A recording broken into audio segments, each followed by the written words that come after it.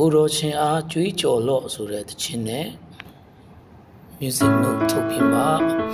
online ပေါ်မှာအားလုံးကိုလေ့လာဖို့အတွက် note ချထားပေးပါတယ်တကယ်၍ note လုပ်ချင်နေဆိုရင်တော့ကျွန်တော် Sans Piano Class ဆိုပြီးမှ Facebook စာမျက်နှာမှာ notes ကိုတောင်းလို့ရပါတယ်လို့เนาะလာတောင်းလို့ရပါတယ်လို့အားလုံးအတွက်အဆင်ပြေအောင်လို့အနည်းဆက်ဆုံးရေးပြီးမှ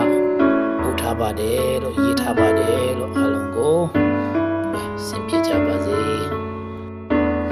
တကယ်လို့စိတ်ဝင်စားတယ်ဆိုရင်ကျွန်တော်ရဲ့ YouTube channel ကိုလည်း subscribe ပါလေးလုပ်ထားပေးကြပါဦးလို့အားလုံးကိုမေတ္တာရပ်ခံလိုပါတယ်ဆိုတော့နောက်လည်းအများကြီးကျွန်တော်ဒီတစ်လောက်လေးကျွန်တော်နားလေတစ်လောက်လေးကိုအခုလို sharing လုပ်သွားဖို့စီစဉ်ရှိပါတယ်အဓိကတော့ကျွန်တော် gospel song တွေကိုပဲလုပ်သွားမှာဖြစ်ပါတယ်ကျွန်တော်ရဲ့ဦးတည်ချက်လည်းဒီ gospel song တွေကိုအားလုံး